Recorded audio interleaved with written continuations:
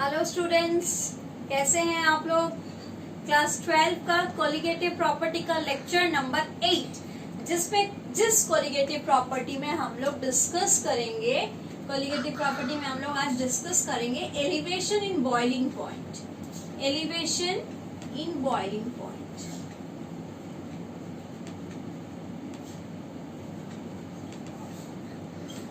Colligative property क्या होती है? कोलिगेटिव प्रॉपर्टी वो होती है जो सल्यूट के नंबर पर डिपेंड करता है, कि कितना सल्यूट है, नंबर पर डिपेंड करता है। कोलिगेटिव प्रॉपर्टी किस पर डिपेंड नहीं करता है? उसके नेचर पर। तो ये कोलिगेटिव प्रॉपर्टी है, colligative property which depends on number of solute particle. Lecture number 6 उसमें कोलिगेटिव प्रॉपर्टी डिस्कस किया हुआ। 6, 7 अच्छे से देखिए कि कोलिगेटिव प्रॉपर्टी क्या है। कोलिगेटिव प्रॉपर्टी टोटल 4 है। चार में से आज दूसरा डिस्कस कर, सेकेंड वाला। फर्स्ट ऑलरेडी हो गया है। फर्स्ट वाला था हम लोगों का relative lowering in vapour pressure, complete हो चुका है। आज हम लोग करेंगे एलिवेशन इन बॉइलिंग पॉइंट। तो देखते हैं एलिवेशन इन बॉइलिंग पॉइंट में क्या बताना चाह रहा है, कैसे कोलिगेटिव प्रॉपर्टी ये है। तो हम लोग एलिवेशन इन बॉइलिंग पॉइंट में सबसे पहले 2 बीकर बनाते।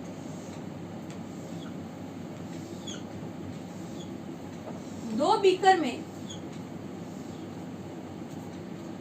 एक में हम लोग ले लेते हैं प्योर सॉल्वेंट, सिर्फ सॉल्वेंट है, सिर्फ और सिर्फ सॉल्वेंट है, कोई भी सॉल्वेंट। उस सॉल्वेंट, यहां हम लोग सिर्फ प्योर सॉल्वेंट दे रहे हैं। इस सॉल्वेंट को यहां से हम लोग दिए हीट, इसको हम लोग किए हीट, गरम कर रहे हैं। हीट करने से क्या होगा? सॉल्वेंट धीरे धीरे यहाँ लिक्विड से वेपर बनेगा। अब सॉल्वेंट अगर लिक्विड से वेपर बनेगा तो यहाँ वेपर्स होंगे सॉल्वेंट के वेपर में जो प्रेशर है क्रिएट हो रहा है, the pressure created at atmospheric pressure, यहाँ पे जो प्रेशर क्रिएट हो रहा है इस सॉल्वेंट से, उसको हम लोग बोलेंगे P0। नॉट यानी प्योर सॉल्वेंट है। सॉल्वेंट कैसा है? Pure solvent. तो प्योर सॉल्वेंट का वेपर प्रेशर को हम कैसे डिनोट करेंगे? P0। ये समझ में आया यहाँ तक? अब उसमें चलते हैं। इस केस में हम लोग सॉल्वेंट तो है ही मेरे पास, सॉल्वेंट में कुछ सल्यूट ऐड कर रहे हैं। क्या ऐड कर रहे हैं? सल्यूट। सल्यूट को मैं ऐसे डिनोट कर रही हूं स्टार से। सल्यूट कैसा सल्यूट है? यहां लिख देती हूं, स्टार है सल्यूट। कैसा सल्यूट है ये इंपॉर्टेंट है। सल्यूट है नॉन वोलाटाइल, नॉन इलेक्ट्रोलाइट।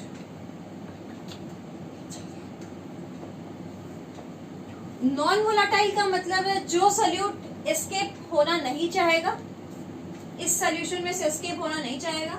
और नॉन इलेक्ट्रोलाइट का मतलब हो गया आपका जो सॉल्यूशन में डिसोसिएट नहीं करेगा, आयनाइज नहीं होगा, टूटेगा नहीं या एसोसिएट नहीं होगा, जैसा है वैसे ही।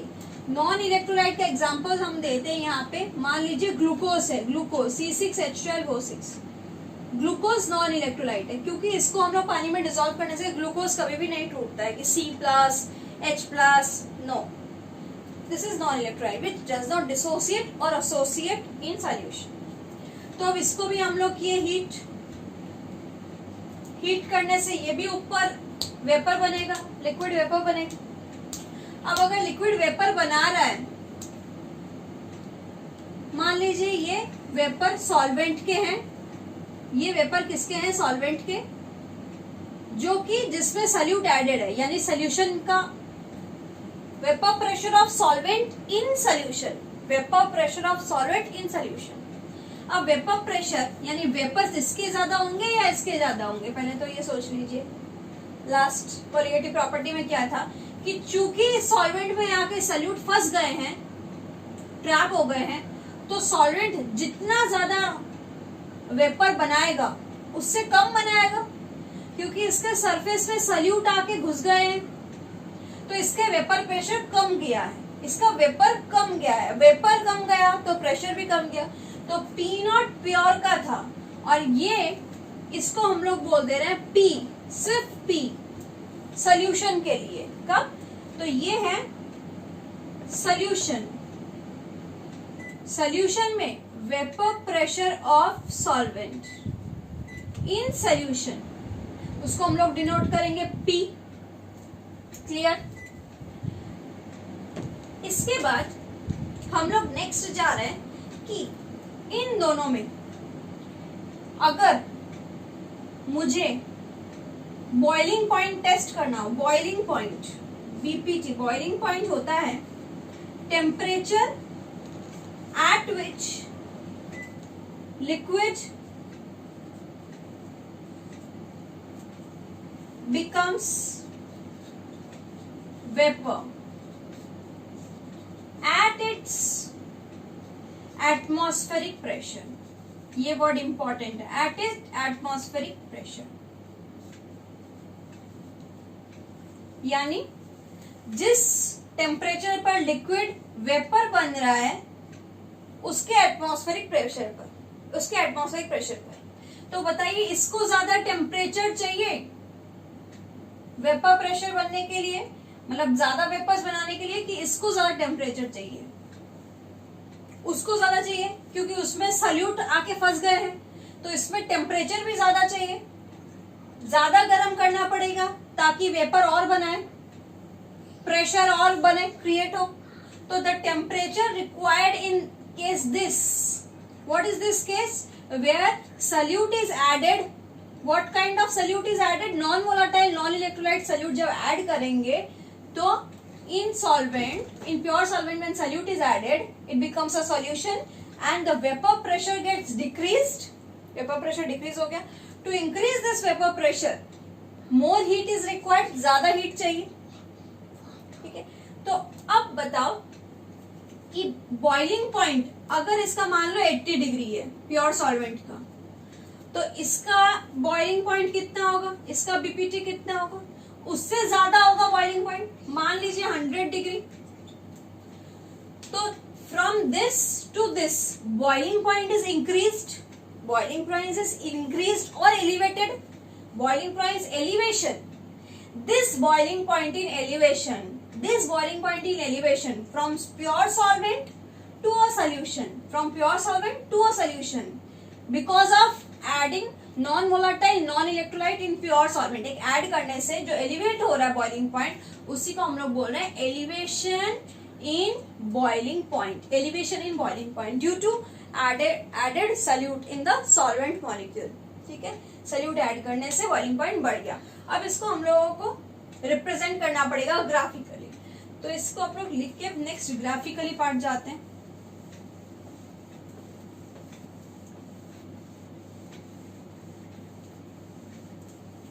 ग्राफ बनाते हैं इसका। ग्राफ है vapour pressure versus temperature T, और इस ग्राफ में एक लाइन ड्रॉ कर रहे हैं, ये रिप्रेजेंट कर रहा है एटमॉस्फेरिक प्रेशर को। कैसा प्रेशर है? Atmospheric pressure. ओके, जब इसको रीच कर जाएगा the temperature at which liquid become vapour at atmospheric pressure is called boiling point. अब मेरे पास दो सोल्यूशन था, कैसा कैसा सोल्यूशन था? एक प्योर सॉल्वेंट था और एक सॉल्वेंट के भीतर, एक सॉल्वेंट के भीतर सॉल्वेंट प्लस सल्यूट। तो पहले इसको गर्म करने से क्या होगा? मान लीजिए प्योर सॉल्वेंट को यहां से स्टार्ट किए, सॉल्वेंट को हम लोग टेम्परेचर बढ़ा रहे हैं, हीट कर रहे हैं, टेम्परेचर बढ़ा रहे हैं, वेपर प्रेशर भी बढ़ रहा है, धीरे धीरे वेपर प्रेशर बढ़ रहा है, टेम्परेचर बढ़ा रहे हैं, वेपर प्रेशर बढ़ रहा है, टेम्परेचर बढ़ा रहे हैं, वेपर प्रेशर बढ़ रहा है। जैसे ही एटमॉस्फेरिक प्रेशर आ गया, जैसे ही ये एटमॉस्फेरिक प्रेशर आ गया, तो इस प्योर सॉल्वेंट का, ये प्योर सॉल्वेंट का बॉइलिंग पॉइंट आ गया। बॉइलिंग पॉइंट तो इसी को बोलते हैं ना, जब जिस टेम्परेचर पर लिक्विड वेपर बन जाएगा, ये लिक्विड है, ये वेपर बन गया, और एट इट्स एटमॉस्फेरिक प्रेशर, यहाँ पे एटमॉस्फेरिक प्रेशर रीच कर गया, तो the liquid becomes vapour at its atmospheric pressure. This point is called boiling point of pure solvent. Pure solvent का बॉइलिंग पॉइंट आ गया, तो boiling point of pure solvent को हम लोग नोट कर देते हैं TB नॉट. क्लियर कि यहाँ हीट किए, हीट करने से liquid changes to vapour and at this point where it becomes equal to atmospheric pressure we get boiling point of pure solvent. Now let heat this solution where solvent and solute is present. Now solvent and solute is present, vapor pressure is obviously decreased. vapor pressure थोड़ा कम जाएगा, इसका जो vapor pressure रहेगा उससे थोड़ा कम से start करेंगे. क्यों कम से स्टार्ट करेंगे? क्योंकि वो तो solute उसमें ट्रैप होके रखा है, तो इसका vapor pressure थोड़ा कम रहेगा. अब इस सोल्यूशन को हीट कर रहे हैं, टेम्परेचर बढ़ रहा है, वेपर प्रेशर बढ़ रहा है, टेम्परेचर बढ़ रहा है, वेपर प्रेशर बढ़ रहा है, बढ़ रहा है, बढ़ रहा है, बढ़ रहा है, बढ़ रहा है. अब लिक्विड वेपर बन गया, ये लिक्विड था, यहाँ वेपर बन गया, और यहाँ आ गया एटमॉस्फेरिक प्रेशर. तो इस पॉइंट पर क्या होगा? Boiling point. किसका बॉइलिंग पॉइंट? सोल्यूशन का. तो सोल्यूशन का बॉइलिंग पॉइंट को हम लोग रिप्रेजेंट करते हैं TB. क्लियर? TB नॉट और TB. अब TB नॉट और TB का देखिए एक डिफरेंस आ रहा है, यानी प्योर सॉल्वेंट और सोल्यूशन का एक वैल्यू में डिफरेंस आया. छोटा कौन है? ये. बड़ा ये है. सोल्यूशन का टेम्परेचर ज्यादा, सॉल्वेंट का कम. तो ये जो डिफरेंस है इसको हम लोग बोल सकते हैं del TB, difference in boiling point. और एलिवेशन इन बॉइलिंग पॉइंट, कौन ज्यादा एलिवेटेड है? सोल्यूशन. तो solution is elevated, boiling point of solution is elevated than pure solvent. तो ये एलिवेशन क्या बोल सकते हैं? TB minus TB naught. क्यों TB माइनस TB नॉट क्यों है? क्योंकि TB बड़ा है, TB नॉट छोटा है. TB किसका है? TB represent boiling point of solution and TB naught represent boiling point of pure solvent. Now this is equals to del TB where TB is boiling point of pure, boiling point of pure नहीं, boiling point of solution. और TB not क्या है? TB not क्या है? यहाँ लिख देते हैं TB not boiling point of pure solvent. Clear? तो यहाँ ग्राफिकल पार्ट हो गया आपका. अब ग्राफिकल पार्ट हुआ, चीज को समझे. अब नेक्स्ट हम लोग जाएंगे इसका फॉर्मूले पार्ट में कि ये फॉर्मूला कैसे डिराइव कैसे होता है. चूंकि ये ग्राफ अगर हो गया तो ग्राफ हम रब कर रहे हैं. ये कोलिगेटिव प्रॉपर्टी है, तो कोलिगेटिव प्रॉपर्टी किस पर डिपेंड करता है? नंबर पर. किसका नंबर? सोल्यूट के नंबर पर. तो हम लोग अब नेक्स्ट करते हैं कि del TB, this is colligative property. Why this is colligative property? Elevation in boiling point is colligative property and this is elevation in boiling point is equal directly proportional to molality. क्योंकि molality number पर depend करता है. Molality क्या होता है? Number of moles of solute by mass of solvent in kg. तो solute का moles per depend करता है. प्रोपोर्शनलिटी कांस्टेंट अगर आएगा, हटाएंगे तो आएगा एक कांस्टेंट. प्रोपोर्शनलिटी कांस्टेंट इधर है Kb इंटू M. M एक Kb एक कांस्टेंट है जिसको हम लोग बोलते हैं मोलर एलिवेशन कांस्टेंट. क्या बोलते हैं? Molar elevation constant. पहले पूरा लिख लेते हैं. TB माइनस TB नॉट कितना हो गया फिर? Kb into M. M है मोलालिटी, Kb एक constant. TB minus TB not फिर कितना हो गया? Kb इंटू मोलालिटी का फॉर्मूला क्या है? Given mass of solute by molar mass of solute, यानी moles of solute divided by mass of solvent in kg. kg में करने के लिए 1000 आ गया. 2 रिप्रेजेंट कर रहा है आपका सोल्यूट और 1 रिप्रेजेंट कर रहा है सॉल्वेंट. तो this is moles of solute and this is mass of solvent in kg. अब इसको सुंदर से और लिख देते हैं. Del TB minus TB naught equals to KB into W2 by M2 into 1000 by W1. तो आपका सारी चीज यहाँ पे इस चीज में दिया हुआ है. इस फॉर्मूला को आप लोग नोट करें और इसमें क्या क्या चीज है वो यहाँ पे लिखते हैं। इस फॉर्मूला को आप लोग नोट करें। इस फॉर्मूला में हम लोग लिखते हैं कि टीबी क्या है, टीबी नॉट क्या है, अभी आप लोगों ने लिखाया। अब W2 क्या है, गिवन मास ऑफ सल्यूट का जितना मास दे देंगे। M2 है molar mass of solute, molecular mass, molar mass of solute. W1 है given mass of solvent,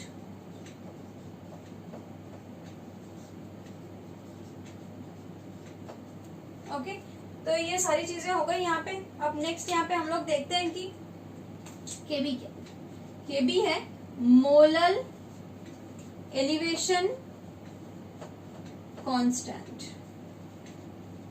molar elevation constant एक एलिवेशन कांस्टेंट है। मोलर क्यों? क्योंकि मोलरिटी है, मोलर एलिवेशन कांस्टेंट। या इसका दूसरा नाम है इब्यूलियोस्कोपी कांस्टेंट। जो किस पर डिपेंड करता है? डिपेंड करता है नेचर ऑफ सॉल्वेंट। ये लिख लीजिए। आप केबी का फॉर्मूला लिखते हैं। केबी किस पर डिपेंड करता है? Nature of solvent. K B maximum time आपको क्वेश्चन में गिवन रहेगा। केबी बाय चांस नहीं गिवन हो तो केबी का फॉर्मूला लिख लीजिए RT naught B by LV into 1000। ठीक है। आर गैस कांस्टेंट है, टीबी नॉट है आपका सॉल्वेंट का बॉइलिंग पॉइंट, LV है latent heat of vaporisation per mole of solvent और 1000। ठीक है। अब नेक्स्ट हम लोग चलते हैं कि LV का वैल्यू लिख लेते हैं।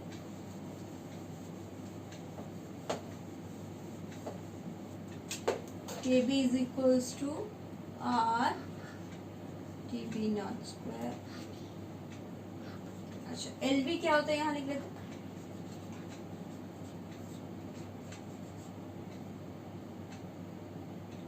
ठीक है, मास ऑफ सॉल्वेंट। तो इस LV की जगह यहाँ पुट कर देते हैं। यहाँ आएगा डेल HV इंटू 1000 और ऊपर इंटू मोलर मास। यहाँ पे सब चीज क्या है? तो केबी के लिए हम लोग लिख लेते हैं कि R है universal gas constant, TB not है boiling point of solvent, M है molar mass of solvent, del HV है heat of vaporisation per mole of solvent,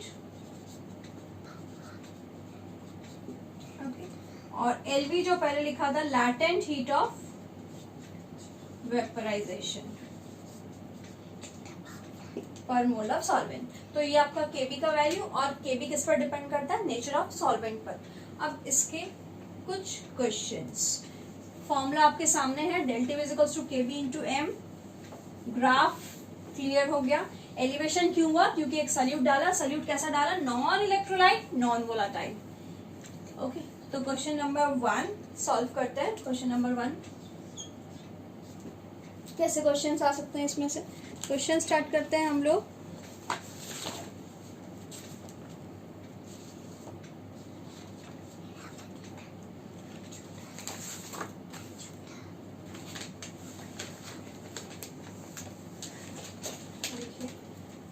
Boiling point of pure acetone is 56.83 degrees Celsius when 0.707 gram of compound is dissolved 707 is dissolved in 10 gram of acetone,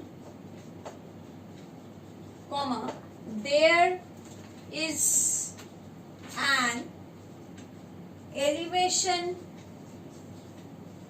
to 56.88 degrees Celsius in boiling point BP. Find molecular weight of compound.